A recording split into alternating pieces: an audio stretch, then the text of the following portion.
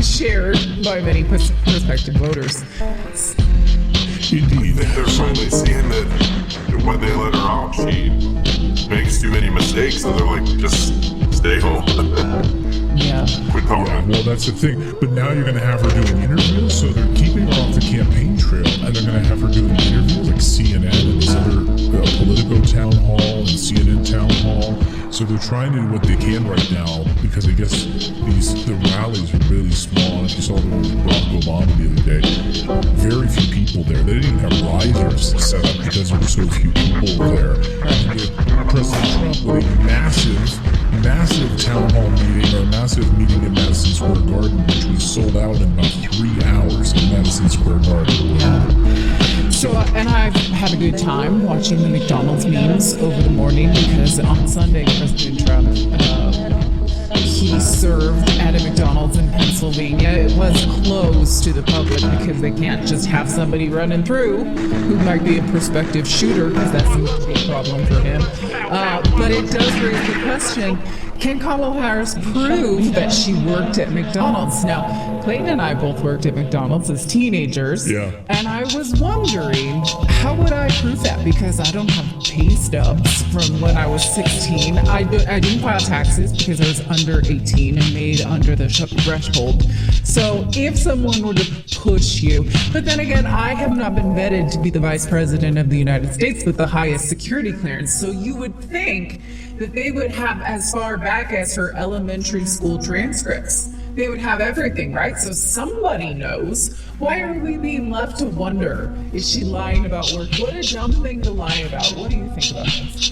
Well, I think it's interesting. I have still my McDonald's badge that I kept. Is that real proof though? Like you could order that on Amazon. You could have that made on Etsy. I guess. Right. I have photos of me working at McDonald's. Okay. I have the 5 a.m. hours that I used to get up and go and work the grill shift at McDonald's. And your mother who chewed you out when you quit as well. She would be a witness. Exactly.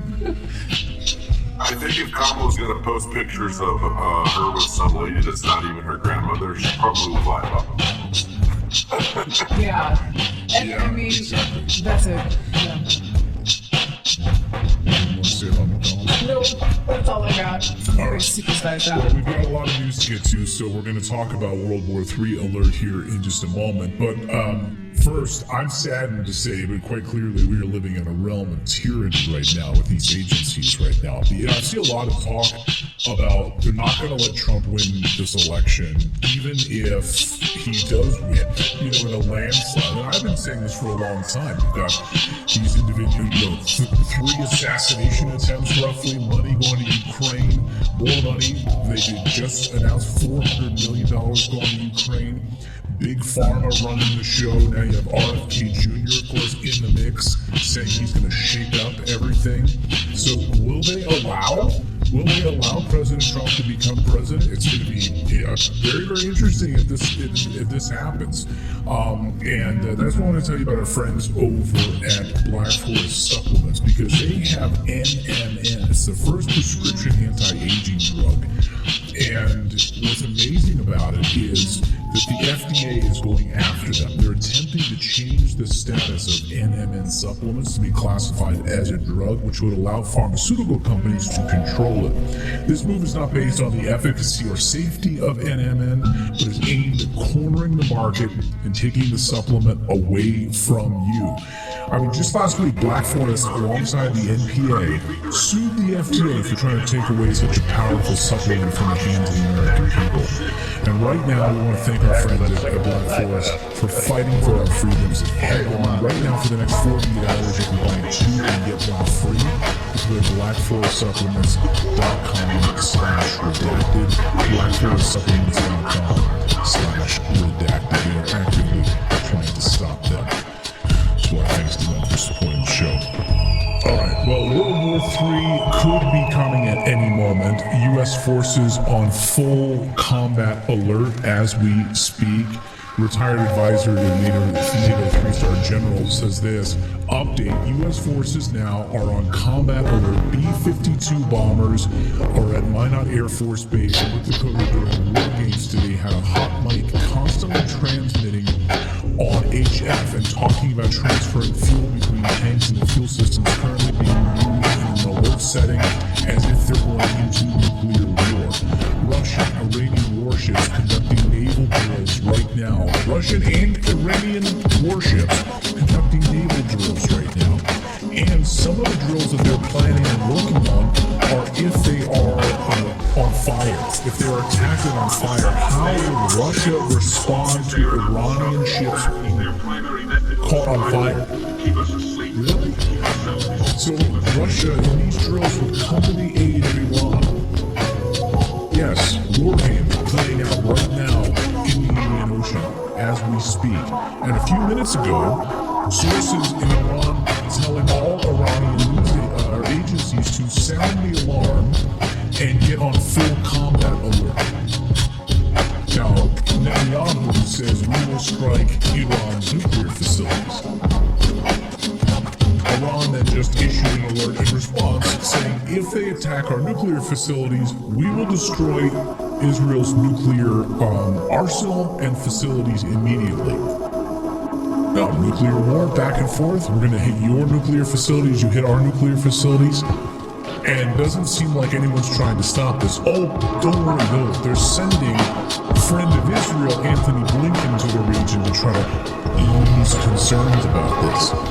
They are actively trying to drag us into World War III. China, Iran, and Russia, they're trying to attack us all. They're trying to either set us up to go to war with all of them all at once.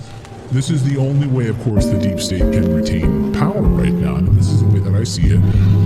Right before an election, 14 days before an election, Israel announces through these leaked documents that, oh, by the way, yes, we're about to attack. We're going to carry out this massive attack right before the U.S. election. And oh, by the way, we have nukes, which you've always known about but pretended not to know about. But now you know about it, and now the world knows you know about it. Right, so in these documents, exactly, that, oh, we have nuclear weapons, that Israel has nuclear weapons. Whoops, we've known about that since the 1960s, but Israel has been lying to the world, telling us that we don't have nuclear weapons. And if you speak out about it, you go to prison, by the way. You spill beans on that, you go to prison.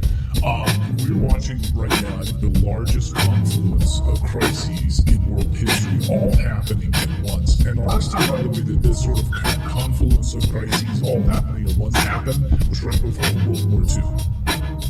And the timing couldn't be more obvious. 14 days before the election. I think we're about to be dragged into this world war. I think the Pentagon right now, again, why I think they're half freaking out and half excited about it. The half that's upset about it, and I think freaking out about it, leaked these documents to the press.